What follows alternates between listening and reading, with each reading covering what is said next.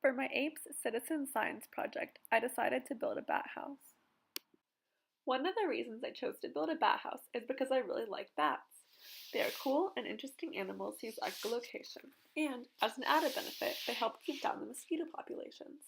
Bats can eat up to 1,200 mosquitoes in an hour and often consume their body weight in insects every night. More than half of the bat species in the United States are in severe decline or listed as endangered. Brown bats suffer not only from habitat destruction, but also from white nose syndrome, so the bat population needs help. Providing somewhere for them to live away from predators to raise their young is a good way to do so. Most bats have only one pup a year, which makes them vulnerable to extinction. So, giving them a place to safely raise their young is all the more important. When I did research, I found what an ideal bat house should accomplish. The inside should be tight and rough like the inside of a tree.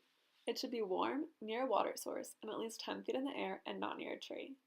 I found a plan. It was probably way more ambitious than it needed to be, and I asked my dad if he'd be willing to help me. He builds furniture and cabinets for a living, so he taught me how to use the tools and helped me build it and put it in place. These are some pictures and videos from working at my dad's shop. First, I cut the wood to the dimensions of the plan.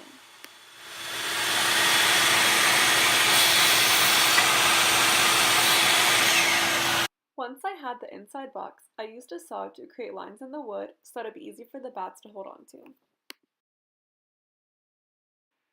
Then I added blocks of wood to separate the middle and outer pieces. Next, I added a hole so that the bats could go in between the different layers without leaving the bat house. This is what the two inside layers look like. This is the outer of the two, but they look the same. Bats enter the open area underneath. I stapled on the final outer edge of the bat house.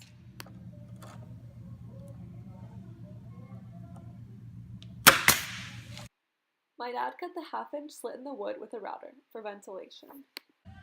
Finally, I screwed on the roof.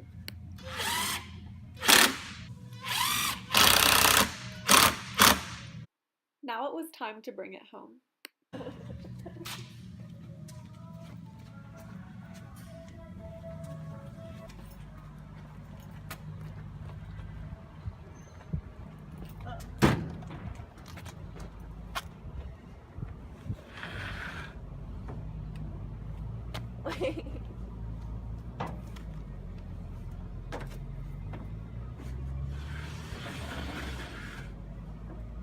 Lastly, I stained it a dark color so that it would stay warm.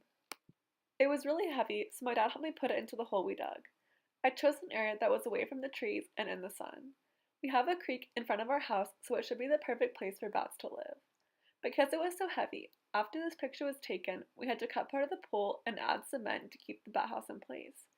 Now, it is standing in my backyard, ready for bats to live in it this summer and next roosting season.